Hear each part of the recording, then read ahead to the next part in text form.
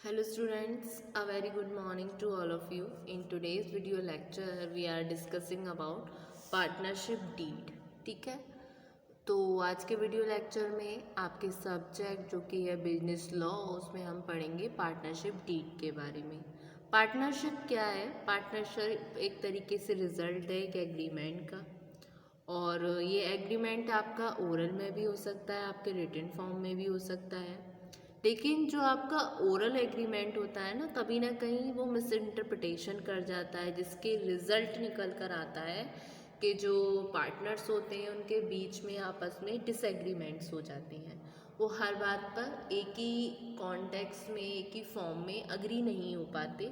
ठीक है, तो पार्टनरशिप क्या एक तरीके से is a kind of business where a formal agreement between two और more person is made and agreed to be the co-owners or distributed responsibilities for running an organization and share the income or losses that the business generate।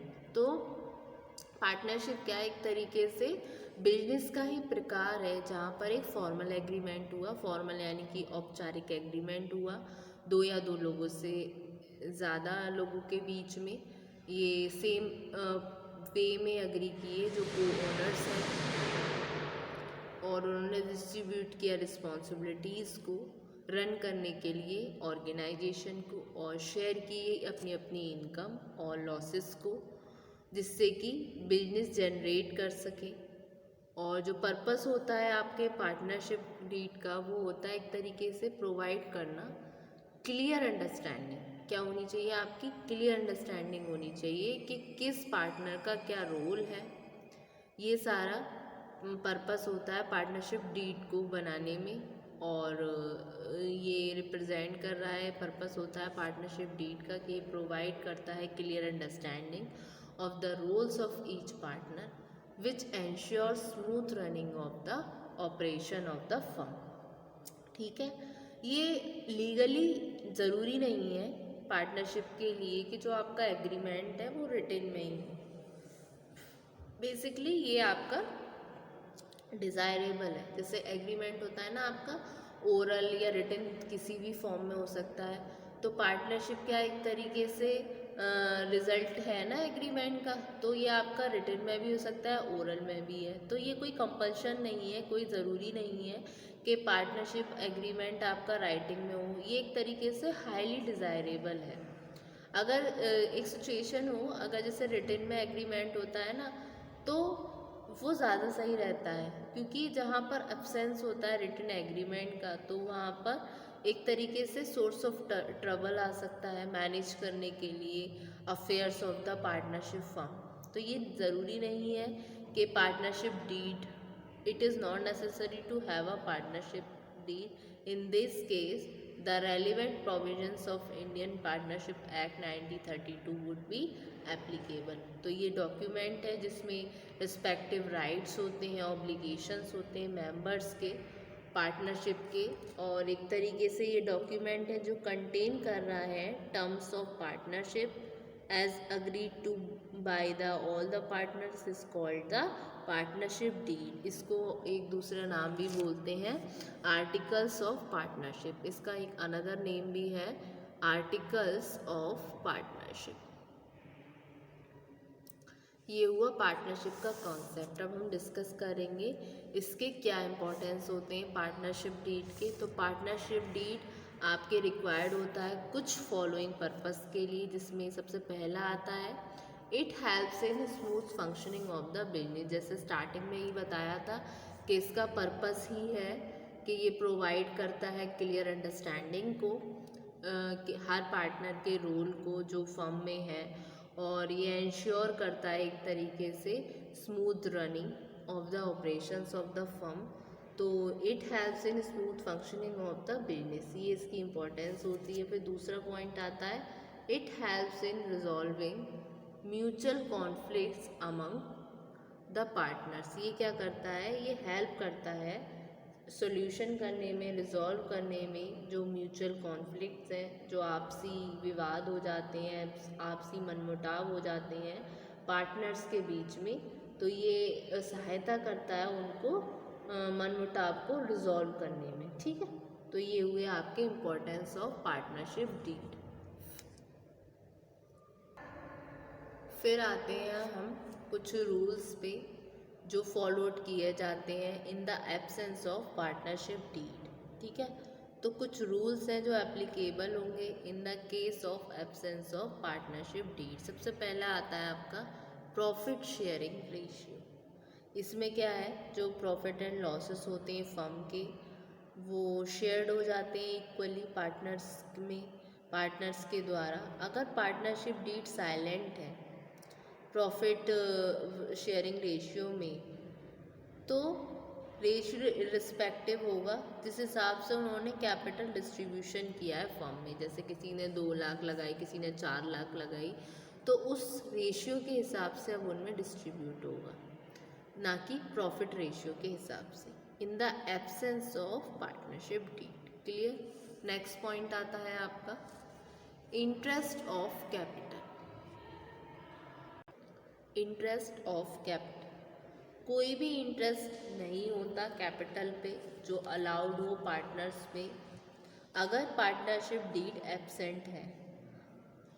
However, if there is a clear provision for the payment of interest, अगर कोई clear provision है payment of interest के लिए capital पर in the partnership deed, तो ये allowed होगा केवल उन पे only when there are sufficient profits. तो ये अलाउ भी जब ही होगा इंटरेस्ट ब्याज आपके कैपिटल पर जब सफिशिएंट प्रॉफिट होगा।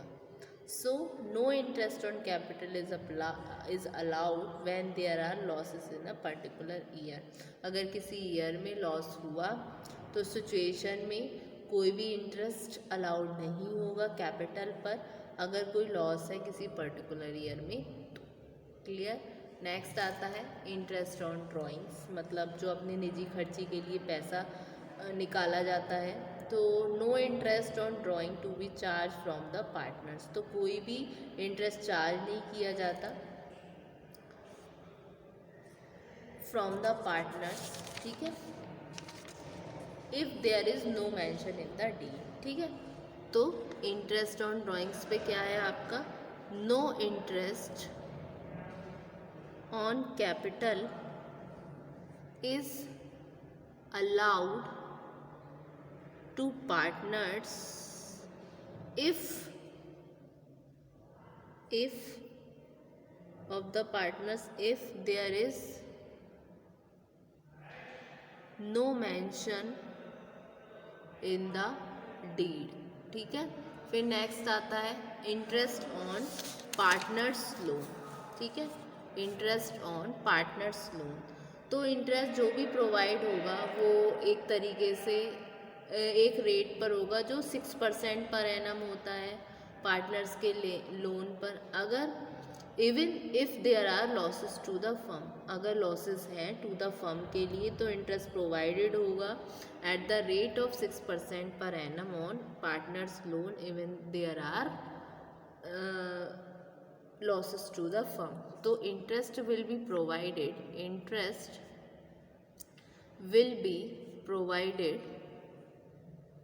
at the rate of 6% per annum on partners loan even if there the losses to the firm, ठीक है। नेक्स्ट आता है आपका सैलरी टू अ पार्टनर। कोई भी सैलरी और किसी भी तरीके का दूसरा कोई remuneration will be given to partners for taking part in the conduct of business of the firm. मतलब कोई सैलरी थोड़े ना मिलेगी उनको, ना ही कोई रेम्यूनरेशन मिलेगा unless there is a provision for same in the partnership deed, ठीक है। ये होते हैं कुछ रूल्स जो फॉलोड किए जाते हैं in the absence of partnership deed, ठीक है।